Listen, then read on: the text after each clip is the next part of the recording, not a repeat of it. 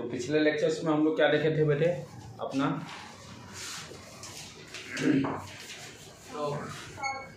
Torque के बारे में। इलेक्ट्रिक डाइपोल जब electric dipole uniform electric field में रखते हैं तो how much force torque experience. Torque equal to क्या है था अपना फॉर्मूला P क्रॉस E या we can say PE sine theta. PE sine theta. हम लोग क्या देखे थे, इंपॉर्टेंट पॉइंट क्या था, नेट फोर्स हमेशा जीरो रहेगा। नेट फोर्स हमेशा जीरो रहेगा। सिर्फ डाइपोल क्या है, इलेक्ट्रिक डाइपोल टॉर्क एक्सपीरियंस करेगा, जिसका भी फॉर्मूला हम लोग लिखे थे PE साइन थीटा। ठीक है, आज हम लोग भी आज का भी टॉपिक बहुत इंपॉर्टेंट है इलेक्ट्रोस्टैटिक में। क्या है इसका हेडिंग का नाम, electric flux. Electric flux very very important topic, electric flux. इसके किताब में बच्चे पढ़ते, कॉन्सेप्ट क्लियर होना इसका बहुत जरूरी है। इलेक्ट्रिक फ्लक्स का कॉन्सेप्ट क्लियर होना बहुत जरूरी है। एज ए लेमैन पहले उसको अंडरस्टैंड करेंगे और तब उसके बाद धीरे धीरे फिजिक्स पर उसका आएंगे। इलेक्ट्रिक फ्लक्स का सिंबल क्या है, पाई। गोल खींच के बीच में डंडे खींच देना है, फाई। इलेक्ट्रिक फ्लक्स समझने के पहले हमें कुछ मैथमेटिक्स यहाँ समझना पड़ेगा। इलेक्ट्रिक फ्लक्स समझने से पहले हमें मैथमेटिक्स यहाँ समझना पड़ेगा। मैथमेटिक्स क्या है, एरिया के बारे में जो कि बचपन से पढ़ते आ रहे हैं। Up to 10th class, up to 11th class आपसे यदि पूछा जाता था, कोई स्क्वायर दिया हुआ है, what is the area, and 2 dimensional की बात करें, एरिया का मतलब ये क्या हो गया, 2 डायमेंशन। ठीक है, तो हम लोग क्या करते हैं, स्क्वायर है, साइड दिया रहता था ए, व्हाट यू कैन से ए स्क्वायर। तो अप टू 11th तक तो सही है, लेकिन 12th में आपसे यदि पूछा जाता है what is the area of this square, तो सिर्फ आपको ये स्क्वायर बोलने से ही काम नहीं चलेगा, क्योंकि अब यहाँ पर हम लोग क्या सीखेंगे, एरिया किस तरह की क्वांटिटी है, वेक्टर क्वांटिटी है। ए स्क्वायर सिंपली करने का मतलब क्या हो गया, स्केलर। तो पहले हम लोग नहीं जानते थे अप टू 11 एरिया किस तरह की क्वांटिटी, फिजिकल क्वांटिटी है, वेक्टर क्वांटिटी है। वेक्टर क्वांटिटी है, वेक्टर क्वांटिटी है। इसमें भी हम क्या कर रहे हैं कि दो साइड का क्रॉस प्रोडक्ट ले रहे हैं। ये क्या हो रहा है, side into side, side into side. ठीक है, लेकिन जब वेक्टर में मल्टीप्लाई करते हैं तो क्या कहलाता है, क्रॉस प्रोडक्ट। वेक्टर में दो क्वांटिटी का मल्टीप्लिकेशन क्या कहलाता है, क्रॉस प्रोडक्ट। इट मीन्स जब अब एरिया निकालना होगा तो दो साइड का क्रॉस प्रोडक्ट करना पड़ेगा।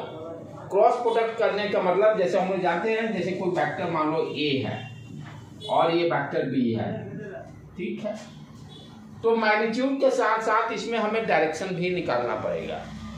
यदि मैं बोलता हूं A cross B and what is the direction, आप क्या करते हो, अंगूठा बंद किए रहते हो, यहाँ पे रखे और बी की तरफ इसको घुमाए और अंगूठा को हमको क्लियर किए हो, ओपन किए, तो डायरेक्शन क्या आया, ए क्रॉस बी जब करेंगे तो ब्लैक बोर्ड के perpendicular outward direction.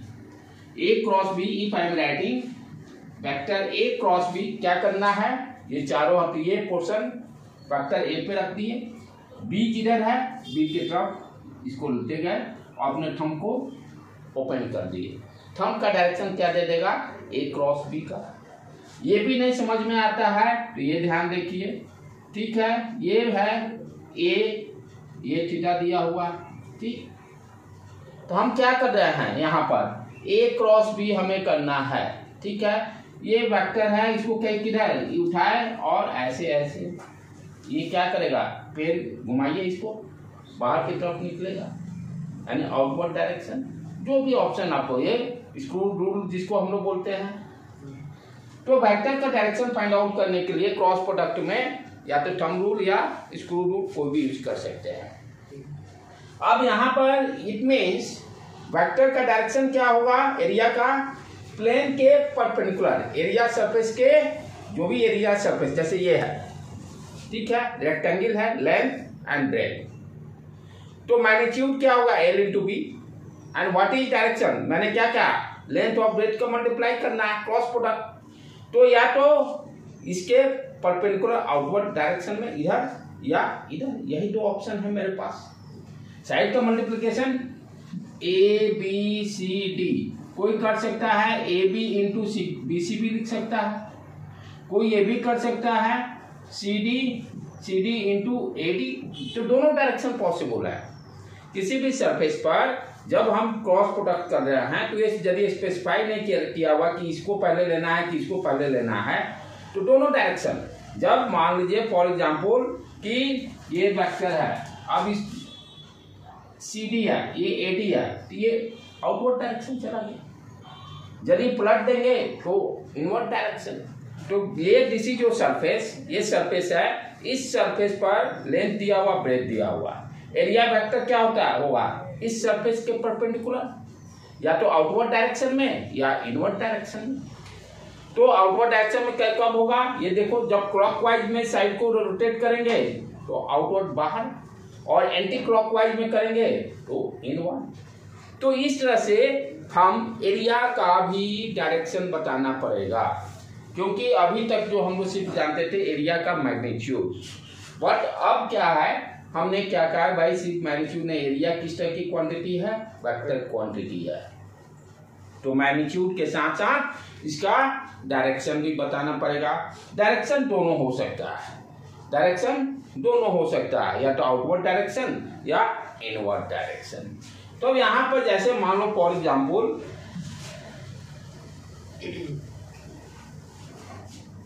This is your x axis, this is your y axis and z axis.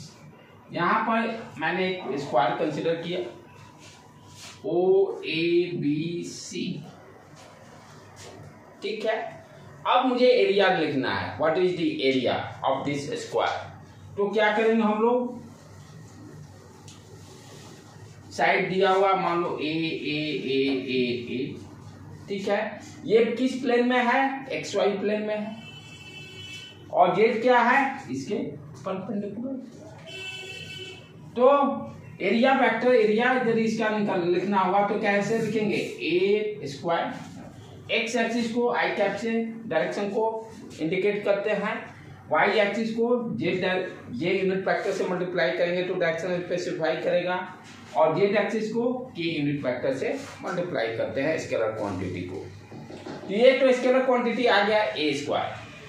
अब इसका डायरेक्शन क्या होगा, इसके परपेंडिकुलर, और कौन सा है, जेड है, तो जे कैप आउटवर्ड डायरेक्शन के लिए, और क्या हो सकता है, ए स्क्वायर माइनस जे कैप भी हो सकता है। तो इस तरह से एरिया को अब रिप्रेजेंट करेंगे हम लोग। समझ में आ रहा है बेटे कॉन्सेप्ट। यही सेम चीज जैसे मान लो इस तरह से दिया रहे, ये एक्स जेड वाई, यदि इस प्लेन में दे दिया जाए, ओ स्क्वायर जैसा शेप या रेक्टेंगल जो भी दिया जाए, थोड़ा सा और इसको इधर खींचिए,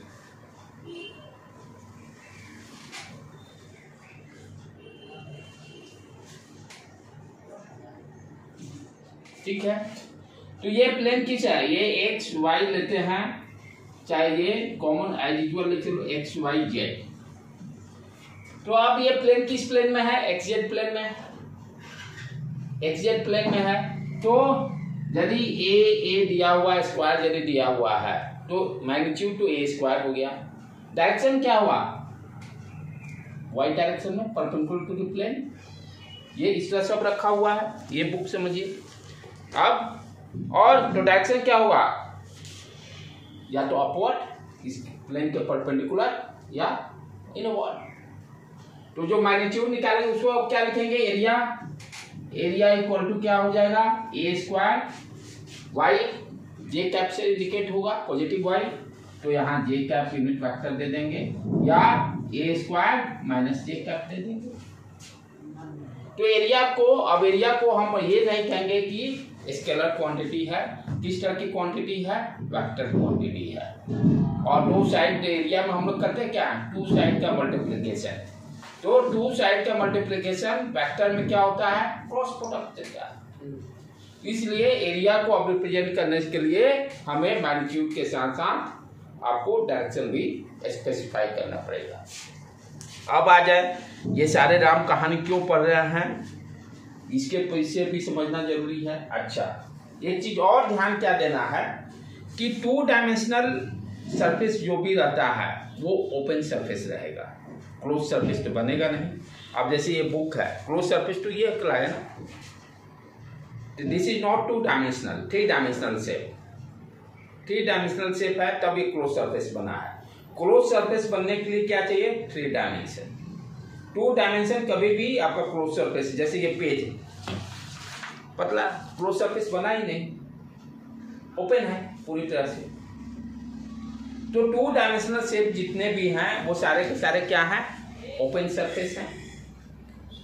इसको ऐसे थिकनेस रहेगा तब, थिकनेस रहेगा, थ्री डायमेंशन रहेगा तब। टू डायमेंशन में क्या, एक डायमेंशन गायब, एक डायमेंशन गायब हो गया, right.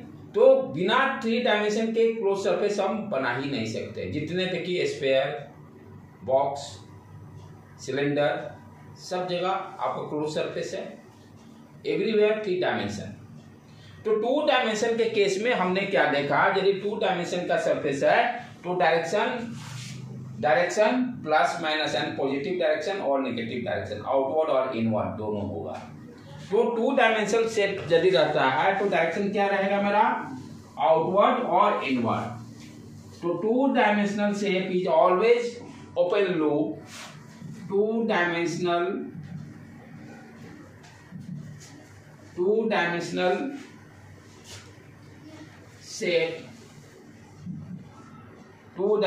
shape is always open loop, always open loop. Open loop होने के कारण डायरेक्शन क्या होगा, आइदर आउटवर्ड और इनवर्ड, और we can say perpendicular to this surface, either inward और outward. Perpendicular to this surface, perpendicular to the surface either outward और inward, दोनों में से कोई भी ले सकते हैं, दोनों पॉसिबिलिटी है। तो टू डायमेंशनल शेप जितने भी रहेंगे सारे में क्या होगा, एरिया वेक्टर का दोनों डायरेक्शन हो सकता है, दोनों डायरेक्शन पॉसिबल है, दोनों डायरेक्शन पॉसिबल है।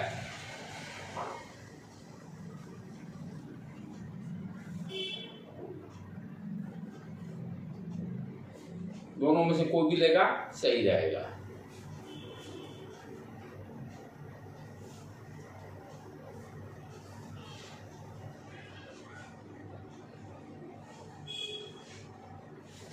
ठीक है बेटे। अब थ्री डायमेंशनल सरफेस की बात करें, three dimensional surface, two dimensional surface में दोनों डायरेक्शन पॉसिबल है। टू डायमेंशनल सरफेस में ओपन लूप सरफेस है, that's why both direction are possible. यदि थ्री डायमेंशनल सरफेस रहता है, जैसे ये लंच बॉक्स मेरा, आपका ये बोतल, ये भी थ्री डायमेंशनल शेप है। तो ये सारे हम क्या देख रहे हैं, सारे क्लोज लूप है, सारे के सारे क्लोज लूप सरफेस है, राइट। तो ऑल थ्री डायमेंशनल सरफेस, जो भी थ्री डायमेंशनल सरफेस रहेंगे वो आपका क्लोज लूप सरफेस बनेगा, क्लोज लूप सरफेस। अच्छा, यहाँ पे सबसे इंपॉर्टेंट पॉइंट क्या है, फिजिक्स बहुत यहाँ पे इंपॉर्टेंट कॉन्सेप्ट बता रहा है, डायरेक्शन, क्योंकि एरिया की बात कर रहे हैं, डायरेक्शन। यदि थ्री डायमेंशनल सरफेस रहेगा तो टू डायमेंशन में हमने क्या देखा, आउटवर्ड भी इनवर्ड भी, लेकिन थ्री डायमेंशनल सरफेस जब भी रहेगा तो सरफेस से हमेशा बाहर, दोनों नहीं, सरफेस से ऑलवेज आउटवर्ड डायरेक्शन। जैसे ये बोतल है, सिलेंडर शेप है, तो यहाँ पे तीन सरफेस है मेरे पास, एक ये सरफेस हो गया, एक बॉटम वाला सरफेस हो गया, एक कर्व सरफेस हो गया। तो यहाँ पर मुझे सरफेस एरिया यदि एरिया का वेक्टर का डायरेक्शन बताना होगा तो 3 सरफेस हो गया, तीनों को अलग अलग डायरेक्शन। अब ये सरफेस है, सर्कुलर सरफेस है, तो आउटवर्ड डायरेक्शन, इनवर्ड कभी नहीं। क्लोज सरफेस जो भी रहेगा 3 डायमेंशनल का, always you take the direction of area vector outward direction. ये कर्व सरफेस, ये इस तरह से डायरेक्शन, ये इस तरह से डायरेक्शन। तो 3 डायमेंशनल में डायरेक्शन क्या होगा? 3 डायमेंशनल सरफेस में 3 डायमेंशनल सरफेस किस तरह का हो गया? क्लोज लूप हो गया। Normally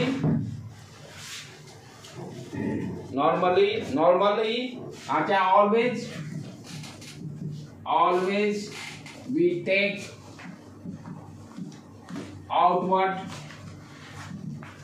outward direction to the surface हमेशा आउटवर्ड डायरेक्शन में, सरफेस से हमेशा आउटवर्ड डायरेक्शन में, हमेशा आउटवर्ड। ये यदि इसमें भी 3 सरफेस, 1 AB सिलेंडर इस शेप हो गया। आपका बुक, ये देखिए बुक है 3 डायमेंशनल शेप, ठीक है। तो ये क्लोज सरफेस हुआ। टोटल सरफेस कितने हो गए? 1 2 3 4 5 6 सरफेस। अब सारे का एरिया वेक्टर यदि मुझे बताना हुआ तो हमने क्या देखा? क्लोज सरफेस पे एरिया वेक्टर का डायरेक्शन क्या होगा? ऑलवेज सरफेस से आउटवर्ड, सरफेस से परपेंडिकुलर और आउटवर्ड, सरफेस के परपेंडिकुलर। एरिया वेक्टर जब भी डायरेक्शन बताना है तो हमने क्या देखा? सरफेस से परपेंडिकुलर, क्लोज सरफेस में आउटवर्ड डायरेक्शन लेंगे। अब इस सरफेस 1 के लिए एरिया वेक्टर का ये डायरेक्शन, ये सरफेस लीजिएगा एरिया वेक्टर का ये डायरेक्शन, ये सरफेस लीजिएगा एरिया वेक्टर का ये डायरेक्शन, इधर लीजिएगा आउटवर्ड डायरेक्शन। जब भी लेंगे हमेशा आउटवर्ड। 3 डायमेंशनल शेप में always we take outward direction. ये बहुत ही इंपॉर्टेंट कॉन्सेप्ट है। तो क्लोज सरफेस जब भी रहेगा, क्लोज सरफेस कहने का मतलब कब बनेगा? 3 डायमेंशनल शेप में।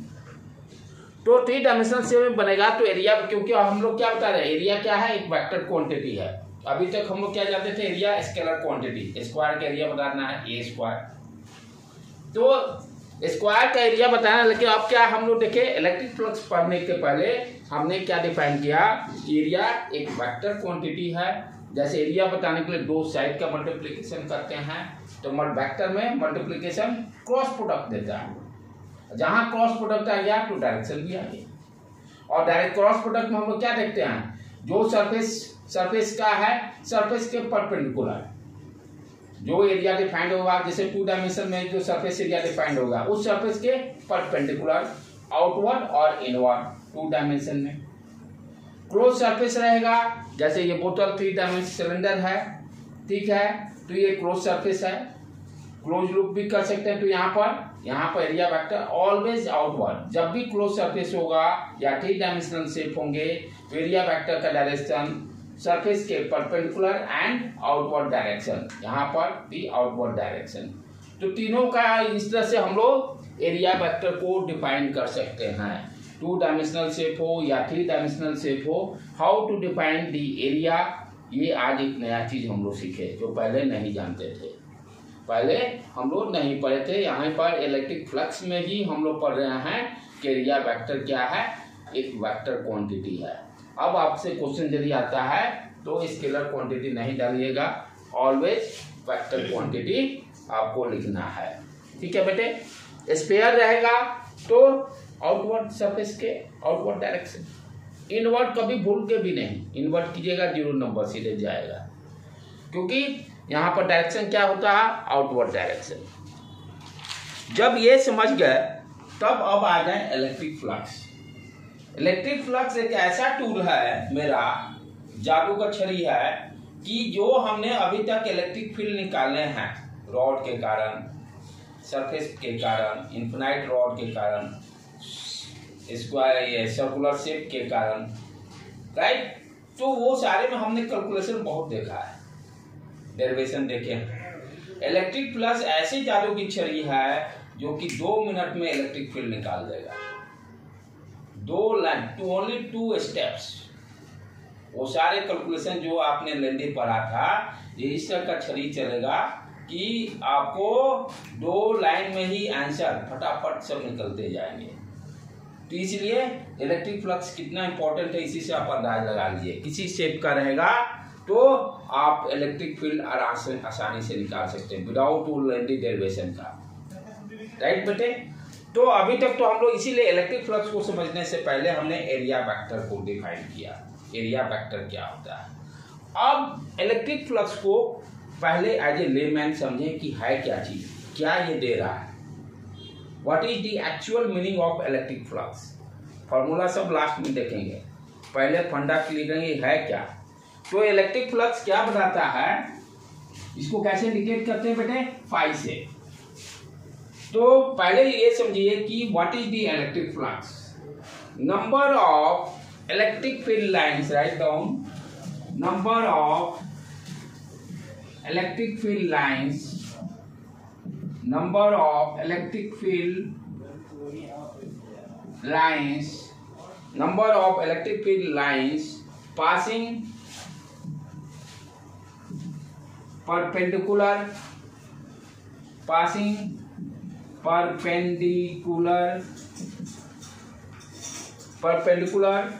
to a plane surface, to a plane surface, to a plane surface, to a plane surface। क्या कह रहा है लिख लो पहले, तो मैं एक्सप्लेन कर रहा हूं। Number of electric field lines passing perpendicular to the plane surface. जैसे ये मान लो आपका प्लेन सरफेस है, ठीक है, तो इनफॉर्म इलेक्ट्रिक फील्ड लाइंस है। इनफॉर्म इसलिए लिए कि स्पेस इलेक्ट्रिक फील्ड लाइंस के बीच में इक्वल रहेगा। हमें क्या देखना है, इलेक्ट्रिक फ्लक्स कैसे डिफाइन कर रहे हैं कि इस प्लेन से परपेंडिकुलर कितना इलेक्ट्रिक फील्ड लाइंस जा रहा है, इस प्लेन से कितने number of electric field lines, direction क्या है, perpendicular to the surface.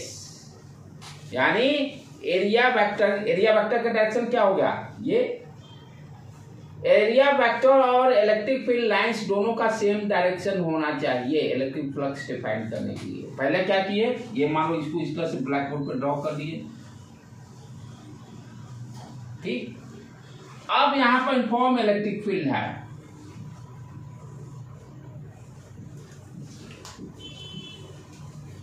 Inform electric field है, और ये इलेक्ट्रिक फील्ड क्या है, सरफेस के परपेंडिकुलर। तो हमें इलेक्ट्रिक फ्लक्स जब बताना हुआ तो देखेंगे इस सरफेस के परपेंडिकुलर कितने number of electric field lines जा रहे हैं। तो यहाँ पर हम क्या देख रहे हैं, ये तो बाहर ही निकल गया, 1 2 3 लाइंस जा रहा है। तो इलेक्ट्रिक फ्लक्स क्या हो गया, फाई इक्वल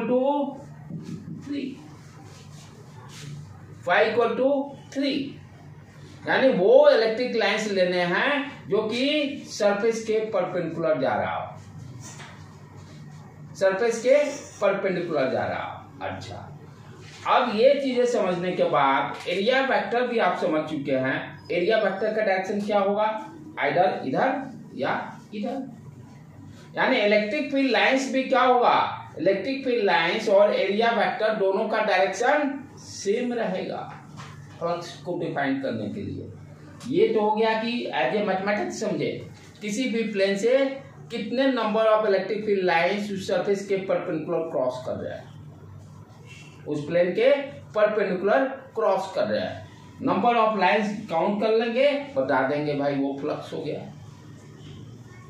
राइट बेटे, समझ में आ रहा है क्या कह रहा हूं मैं, कि number of electric field lines passing perpendicular to a plane surface, plane surface के परपेंडिकुलर कितने इलेक्ट्रिक फील्ड लाइंस पास कर रहे हैं, वही फ्लक्स है, वही फ्लक्स है। ठीक है, अच्छा, जब ये समझ में आ गया हमें, तब अब इसका फॉर्मूला कैसे डिराइव करेंगे उसके बारे में स्टडी करते हैं, प्रैक्टिकली चलेंगे। अभी तक आपने सिर्फ समझा कि फ्लक्स होता क्या है, कोई भी सरफेस दिया हुआ हो, 3 डायमेंशनल दिया रहेगा, तो कितने नंबर ऑफ इस प्लेन के परपेंडिकुलर देखेंगे, कितने नंबर ऑफ लाइंस जा रहे हैं, राइट। तो इलेक्ट्रिक फ्लक्स में हम लोग क्या देखें, कितने number of electric field lines surface के परपेंडिकुलर क्रॉस कर रहा है, पास कर रहा है। यानी इस सरफेस को भेद करते हुए बाहर निकल रहा है। ये कभी नहीं, ये पैरेलल नहीं होगा, पैरेलल वो कभी भी आपका नहीं देगा। पैरेलल क्या होगा, टच करके बाहर निकल गया। इलेक्ट्रिक फ्लक्स में कितने number of electric field lines इसको भेदते हुए बाहर निकल जाए, और भेदना भी किस डायरेक्शन में है, परपेंडिकुलर, क्रॉस नहीं। इस तरह से जाएंगे तो कंपोनेंट ले लेंगे उसका, horizontal component. Always perpendicular electric field lines कितने इससे पास हो रहा है। This component of electric field, इसके पैरेलल वाला कभी भी इलेक्ट्रिक फ्लक्स नहीं देगा, कभी भी इलेक्ट्रिक फ्लक्स नहीं देगा। इलेक्ट्रिक फ्लक्स को डिफाइन करने के लिए ऑलवेज क्या देना, किसी भी प्लेन से कितने number of electric field lines इस साइड से उस साइड क्रॉस कर रहा है, और डायरेक्शन परपेंडिकुलर। यदि तिरछा जा रहा हुआ तो उसका कंपोनेंट ले लेंगे परपेंडिकुलर वाला, पैरेलल वाला कभी भी उसका नहीं देगा। राइट बेटे। अच्छा, अब दूसरी चीज इसमें ध्यान देना है कि फॉर्मूला क्या होगा।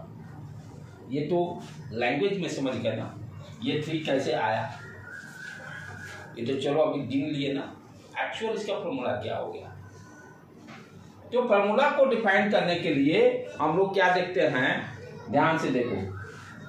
इलेक्ट्रिक फ्लक्स का वैल्यू, ये जितना वैल्यू इंक्रीज करेगा, number of electric field lines यदि इंक्रीज करता है तो फाई का वैल्यू बढ़ेगा, फाई का वैल्यू बढ़ेगा। अच्छा, ये नंबर ऑफ लाइंस कैसे इंक्रीज करेंगे, जितना ये क्लोज होगा स्पेस इलेक्ट्रिक फील्ड लाइंस का। मान लो एरिया कांस्टेंट रख दिए, यही एरिया पहले, क्योंकि यहाँ 2 क्वांटिटी वैरी करेगी। एक एरिया बढ़ाने से भी number of electric field lines increase कर सकता है, और दूसरा इलेक्ट्रिक फील्ड लाइंस जो है उसके बीच के स्पेस को घटाएं। यदि एरिया को कांस्टेंट रखते हैं, क्योंकि यहाँ हियर 2 पैरामीटर वेरिएबल, एक तो एरिया हो गया, एरिया जितना बड़ा उतने नंबर ऑफ लाइंस ज्यादा जाएंगे, या यूनिफॉर्म इलेक्ट्रिक फील्ड के बीच का स्पेस को कम कर दे। एकदम ये जो है इस तरह से एरिया सेम रखे, स्पेस को कम कर दिए, तब भी इलेक्ट्रिक फील्ड लाइंस इंक्रीज कर जाएंगे। तो हमने क्या देखा कि फ्लक्स जो है that is directly proportional to electric field. जितना स्पेस क्लोज होगा इलेक्ट्रिक फील्ड ज्यादा होगा। हम लोग क्या देखे थे, इलेक्ट्रिक फील्ड का स्ट्रेंथ, उसके बीच के डेंसिटी, यानी कितना स्पेस क्लोज, जितना ही स्पेस क्लोज होगा उतना ही इलेक्ट्रिक फील्ड का वैल्यू ज्यादा होगा। इलेक्ट्रिक फील्ड लाइंस वाला में डायग्राम में जो हम लोग वहां पढ़े थे, क्या देखे थे, इलेक्ट्रिक फील्ड लाइंस के बीच का स्पेस जितना ही कम करते जाएंगे इलेक्ट्रिक फील्ड का वैल्यू इंक्रीज करते जाएगा। तो यहाँ पर क्या करें, पहले एरिया तो फिक्स कर दिए, तो इलेक्ट्रिक फील्ड लाइंस यदि बढ़ाना है तो क्या करना पड़ेगा, स्पेस कम करना पड़ेगा। यानी it means what you can say, flux is directly proportional to electric field. Flux is directly proportional to electric field. जितना इलेक्ट्रिक फील्ड का स्ट्रेंथ बढ़ेगा फ्लक्स उतना ही ज्यादा होगा, फ्लक्स उतना ही ज्यादा होगा। पहले तो फ्लक्स समझे क्या है, किसी भी सरफेस के परपेंडिकुलर कितने number of electric field lines cross कर रहा है, दैट इज कॉल्ड फ्लक्स। ठीक है। अब ये फ्लक्स किस किस पर डिपेंड कर रहा है, इलेक्ट्रिक फील्ड पर डिपेंड करेगा। इलेक्ट्रिक फील्ड बढ़ाएंगे फ्लक्स बढ़ेगा, इलेक्ट्रिक फील्ड घटाने का मतलब स्पेस बढ़ा दी तो number of electric field lines कम हो जाएगा। ठीक है। अब दूसरा चीज एरिया, एरिया जितना बड़ा करेंगे number of electric field lines उतना ही ज्यादा होगा। यदि यूनिफॉर्म इलेक्ट्रिक फील्ड लेने का मतलब क्या हो गया, 2 इलेक्ट्रिक फील्ड के लाइंस के बीच में स्पेस फिक्स। तो यदि यूनिफॉर्म इलेक्ट्रिक फील्ड है और एरिया बढ़ाते जाएंगे तो definitely number of electric field lines increase कर जाएंगे। पहले इतना रखे, अभी 4 गया, फिर इतना बढ़ाए 4 से 6, फिर और बढ़ाए 8, फिर 12। यानी एरिया ऑल्सो डिपेंड, एरिया पे भी डिपेंड कर रहा है। यदि सरफेस एरिया ज्यादा रहेगा तो फ्लक्स इंक्रीज करेगा। ठीक है, कोई दिक्कत, चलो पहले इतना लिख लो।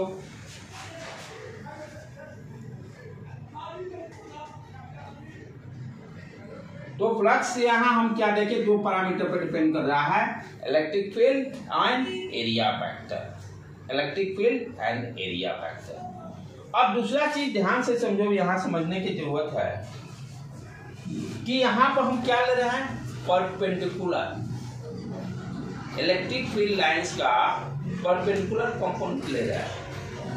इलेक्ट्रिक फील्ड लाइंस का परपेंडिकुलर कंपोनेंट ले रहा है।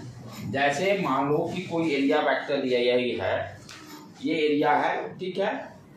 तो हमने क्या ले रहे हैं कि जो इसके परपेंडिकुलर जाएगा वही लाइन कंसीडर करना। मान लीजिए ये इलेक्ट्रिक फील्ड लाइन हम थीटा एंगल से क्रॉस करते हुए निकले, इट मीन्स डायग्राम किस तरह का हो गया, लाइक दैट। यदि यही प्लेन है, यदि आप एरिया वेक्टर का, तो ये डायरेक्शन हो गया पहला चीज, ये ऑटोनमस को भी ले सकते हैं, ठीक है। मान लीजिए इलेक्ट्रिक फील्ड आपका इस तरह से जाए और हॉरिजॉन्टल से मान लेते हैं कि थीटा एंगल बनाया इलेक्ट्रिक फील्ड। हमें कौन सा इलेक्ट्रिक फील्ड का कंपोनेंट लेना है, परपेंडिकुलर कंपोनेंट। तो इलेक्ट्रिक फील्ड का दो कंपोनेंट होगा यहाँ पर, एक तो ई कॉस थीटा और दूसरा ई साइन थीटा। ई साइन थीटा क्या हो गया, इस प्लेन के पैरेलल होगा, ई साइन थीटा इस प्लेन के पैरेलल, और ई कॉस थीटा क्या हो गया, perpendicular. E cos theta perpendicular. अब ध्यान से देखिए, यानी इट मीन्स एक तो हो गया ये electric field E cos theta और दूसरा हो गया एरिया वेक्टर। हमने क्या देखा, दोनों पर डिपेंड करता है, दोनों को बढ़ाने पर बढ़ता है, दोनों को घटाने पर घटता है। इट मीन्स ये दोनों क्वांटिटी को मल्टीप्लाई करना पड़ेगा, और परपेंडिकुलर के कारण हमने ई कॉस थीटा लिया। तो यदि दोनों टर्म को मल्टीप्लाई करते हैं, क्या हुआ, ई कॉस थीटा और दूसरा टर्म क्या आ गया, ई एरिया वेक्टर। और ये है क्या, यदि ए कॉस थीटा को हम क्या लिखते हैं, dot product E dot A dot B equal to mod A mod B cos theta. तो ये दिया क्या फाइनली आपको, ई डॉट ए, यानी फ्लक्स हुआ क्या, flux equal to E dot A. Flux का फॉर्मूला क्या डिराइव हो गया, phi equal to E dot A. अब समझ में आया एरिया वेक्टर क्यों पढ़े, फ्लक्स, राइट। तो फ्लक्स का फॉर्मूला मेरा क्या आ गया, ई डॉट ए, ई डॉट ए। पहले तो आज जनरल अंडरस्टैंड किए क्या क्या है इलेक्ट्रिक फ्लक्स। किसी भी सरफेस से देखेंगे कितने number of lines, perpendicular lines cross कर रहे हैं, उस परपेंडिकुलर वर्ड को समझने के लिए हमने क्या ले लिया, ई कॉस थीटा, और दोनों का डायरेक्शन सेम हो गया, ई कॉस थीटा का एरिया वेक्टर का दोनों पर डिपेंड कर रहा है, दोनों को मल्टीप्लाई कर दिए। मल्टीप्लाई करने पे मुझे क्या मिला कि इलेक्ट्रिक फील्ड और एरिया वेक्टर का डॉट प्रोडक्ट ही मेरा है फ्लक्स। इलेक्ट्रिक फील्ड और एरिया वेक्टर का डॉट प्रोडक्ट को ही हम क्या बोलते हैं, फ्लक्स। चलो इसको लिख लो बेटे।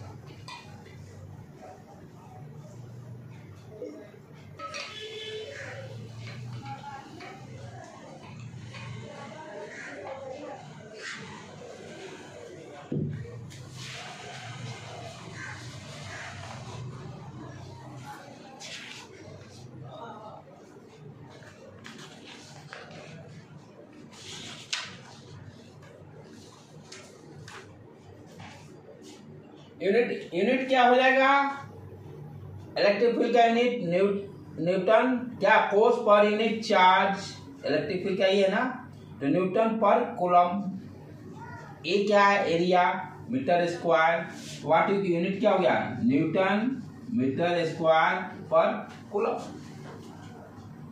इलेक्ट्रिक फील्ड का force per unit charge, force per unit charge electric field F upon Q unit Newton पर कूलम। और ये क्या है, एरिया वेक्टर है, तो न्यूटन मीटर स्क्वायर पर कूलम, न्यूटन मीटर स्क्वायर पर कूलम। ठीक है बेटे। अब इस पर फ्लक्स पे प्रॉब्लम सिंपल पहले स्टार्टिंग करते हैं प्रॉब्लम, क्योंकि ये टॉपिक बहुत ही इम्पोर्टेंट है, क्योंकि ऑलरेडी मैं बताया कि इलेक्ट्रिक फील्ड फाइंड आउट करने के लिए सबसे आसान टेक्निक है। डेरिवेशन कीजिएगा तो एक एक पेज पहुंच जाएगा। सिलेंडर का आपको इलेक्ट्रिक फील्ड किसी पॉइंट पे निकालना हो, स्पेयर का निकालना हो, वेरी टफ वर्क, जो एक्चुअल हम लोग पढ़े हैं। पॉइंट चार्ज कंसीडर करके KQ/R² DA करके सारे कैलकुलेशन करना। लेकिन यहाँ पर इलेक्ट्रिक फ्लक्स पढ़ने के बाद गॉस लॉ पढ़ेंगे, गॉस लॉ ही सारा सॉल्यूशन हमें दे देगा। जैसे अब क्वेश्चन स्टार्ट करें, इस पर पहले बेसिक क्वेश्चन। जैसे कोई स्क्वायर दिया हुआ बेटे, जिसका कि side A electric field E दिया हुआ है, यूनिफॉर्मली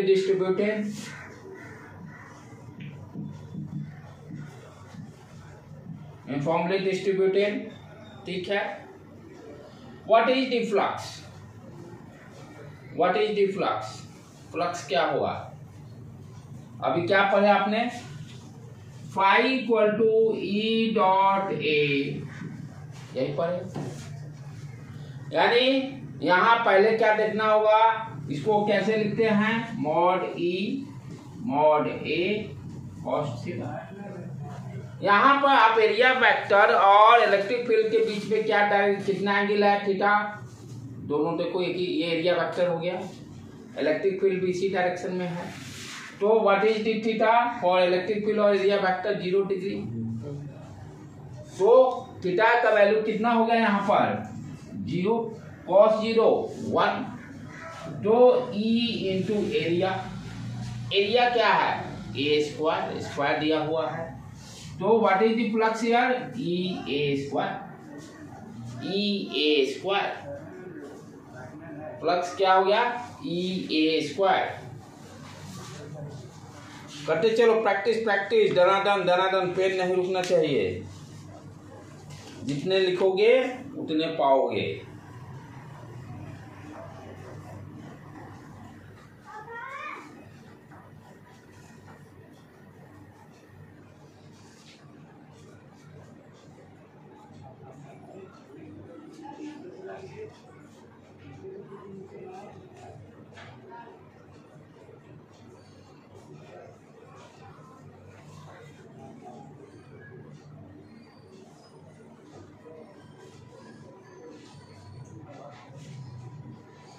ठीक है बेटे।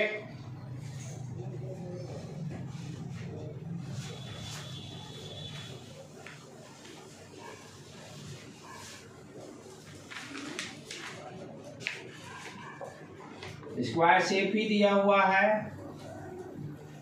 अब इस प्लेन में ये स्क्वायर शेप रखा हुआ है, ठीक है। पहले वाला सब क्या था? वर्टिकल था, इस तरह से रखते थे। इस तरह से डायग्राम ड्रॉ करने का मतलब ब्लैक बोर्ड के प्लेन में square. Electric field lines uniformly distributed, इस तरह से दिया हुआ है। E साइड दिया हुआ है A। What is the flux? तो फ्लक्स निकालने में ध्यान क्या देना है? इलेक्ट्रिक फील्ड और एरिया वेक्टर पहले सोचिए, दोनों का डायरेक्शन क्या है? ये 2D तो है ही। तो कैसे अप्रोच बढ़ाना है? पहले write down the formula E dot A। अब इसको आगे बढ़ाने के पहले हमें देखना पड़ेगा दोनों का डायरेक्शन क्या है। इलेक्ट्रिक फील्ड का डायरेक्शन क्या दिया हुआ है? यही इसी तरह से रखा हुआ ना, ये प्लेन। इलेक्ट्रिक फील्ड लाइंस क्या कोई इलेक्ट्रिक फील्ड लाइंस इसको भेद पा रहा है?